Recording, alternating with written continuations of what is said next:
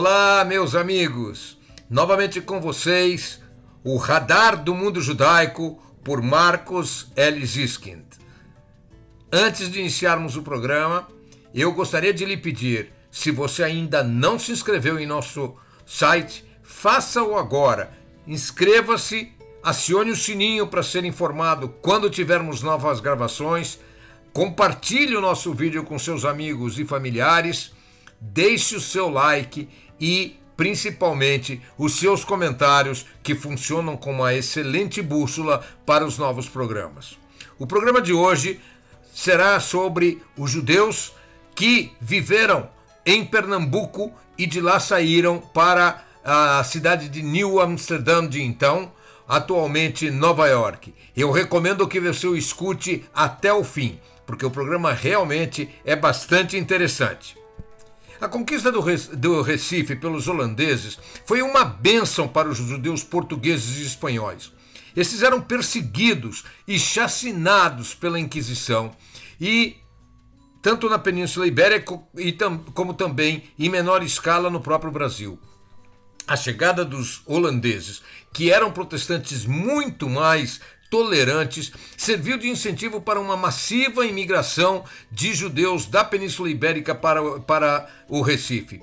O terceiro governador-geral holandês foi Maurício de Nassau, administrador competente, que chegou a Recife em 1637 e leiloou muitos engenhos para permitir que judeus ibéricos tivessem um meio de subsistência e, paralelamente, aumentassem as rendas da Companhia das Índias Ocidentais a quem pagavam tributos. Alguns judeus enriqueceram e dois deles fundaram então a Jodenstraat, a Rua dos Judeus. Eram Menashe Ben Israel e Sênior Navarro. A rua começou a ser habitada por artesãos, comerciantes, funcionários do governo e outros judeus. No entanto, os judeus mais pobres não tinham condições econômicas de viver na área e viviam em casebres miseráveis oferecidos pela Companhia das Índias Ocidentais. Foi na Jodenstrasse que os judeus fundaram a sinagoga Kaal Tzur Israel, a primeira sinagoga das Américas e também a primeira sinagoga do Hemisfério Sul, e ela ainda continua a funcionar.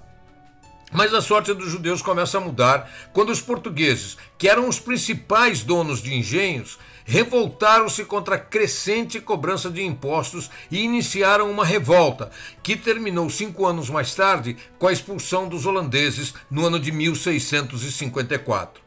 No acordo de devolução das terras brasileiras à coroa portuguesa, os portugueses concederam aos invasores e também aos judeus o prazo de 90 dias para juntarem seus bens e partirem em centenas de navios para a Holanda e suas possessões no Caribe.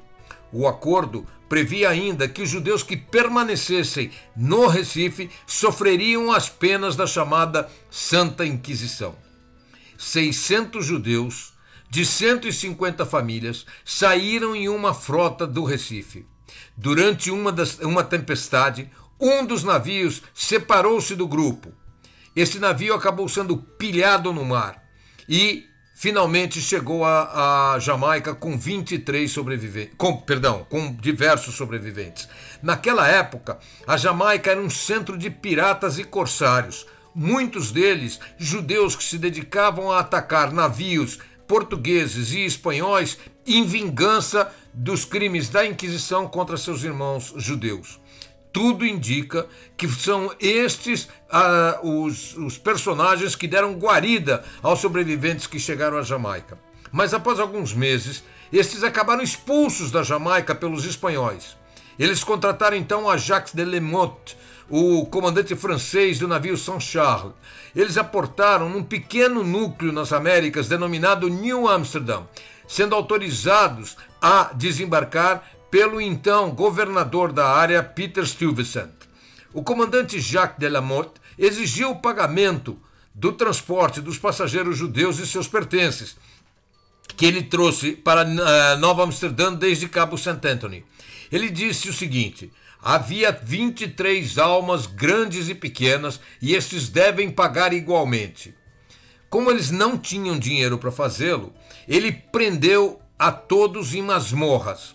A organização Talmud Torá de Amsterdã mandou recursos para pagar a viagem, mas o valor foi considerado insuficiente. Depois de uma semana de prisão, os pertences dos judeus no navio foram colocados em leilão. Acredita-se que muitos cristãos compraram os pertences dos judeus apenas para devolvê-los a eles. Esse grupo, que chegou a New Amsterdam, era composto por 23 judeus de Recife, no Brasil, e chegaram a New Amsterdam no dia 7 de setembro de 1654. Eles se tornaram os primeiros judeus nos Estados Unidos. O líder daquela época, que não era um líder nomeado, mas respeitado, era Asher Levi. Eles foram autorizados a permanecer com a condição de que os pobres entre eles não se tornarão um fardo para a comunidade, mas serão sustentados pela sua própria nação, exigência de Peter Stuyvesant. Essa exigência foi cumprida com a formação de uma variedade de sociedades judaicas de ajuda a imigrantes e outros empreendimentos filantrópicos, muitos deles ainda funcionando nos Estados Unidos. Essa pequena comunidade também recebeu imigrantes portugueses e espanhóis que fugiam da Inquisição. A vida judaica em New Amsterdam não foi fácil. Discriminados pelos fundamentalistas cristãos locais, sujeitos a impostos escorchantes, a comunidade se fechou em volta de si mesma. Quando os primeiros judeus faleceram, o governo exigiu que fossem enterrados ao sul da aldeia e que fosse construída uma muralha para separá-los do restante da população. A rua que circundava o cemitério foi chamada de Rua da Muralha, Wall Street. Em 1674, 20 anos após a chegada a New Amsterdam, os ingleses conquistaram a cidade. Mudaram seu nome para New York e foi feito um acordo de distribuição de terras, pelo qual a Holanda cederia a ilha de Manhattan em troca de receber o Suriname. Os ingleses eram muito mais tolerantes e permitiram aos judeus construírem a sua primeira sinagoga. Esses obstinados judeus do Recife fundaram então a sinagoga Sheerit Israel, a primeira e mais antiga congregação judaica dos Estados Unidos da América, ainda em funcionamento e conhecida hoje como Sinagoga Portuguesa de Nova York, em função de que o rito que esses judeus pernambucanos utilizavam em suas orações era o rito português. Judeus em grande número vieram para os Estados Unidos e se alistaram nas tropas que lutaram pela independência do país, o que lhes deu a oportunidade de participar do desenvolvimento dos Estados Unidos e transformar Nova York num grande centro financeiro. Por outro lado, judeus que permaneceram no Brasil embrenharam-se sertão adentro para fugir das perseguições da Inquisição. Muitos dos costumes do sertão pernambucano e do sertão baiano são oriundos daqueles judeus que para lá fugiram. O presidente Barack Obama, quando instituiu o mês da herança judaica, que é comemorado anualmente em maio, o fez em homenagem a este grupo de judeus vindos de Pernambuco. E disse o seguinte: 358 anos atrás, um grupo de 23 refugiados judeus fugiu do Recife, Brasil, assolado pela intolerância e opressão. Quando estes homens, mulheres e crianças desembarcaram em Nova Amsterdã, o que mais tarde se tornou a cidade de New York, eles encontraram não apenas um porto seguro, mas os primeiros fios de uma tradição de liberdade e oportunidade que uniriam para sempre a sua história à história americana. Como eu disse há pouco, o grupo criou a famosa Wall Street e os descendentes dos seus membros são os fundadores da Bolsa de Nova York em 1792, com sede na própria Rua da Muralha, Wall Street.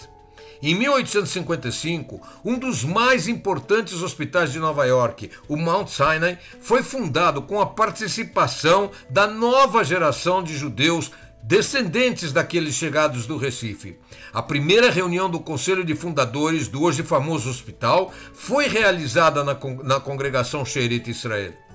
Outra descendente importante deste grupo é a poetisa Anna Lazarus, autora do poema O Grande Colosso, que hoje orna o pedestal da Estátua da Liberdade, construída em 1886, e cujo verso mais famoso virou o símbolo do país das oportunidades. os judeus não fundaram Nova York, mas sem qualquer dúvida são a força que a transformou na pujante cidade que hoje conhecemos. Amigos, por hoje é o que tínhamos. Esperamos você na próxima quinta-feira com um novo Radar do Mundo Judaico. Mas antes, na segunda-feira, o Notícias de Israel por Marcos L. Ziskin, se Deus quiser, aqui neste mesmo canal do YouTube.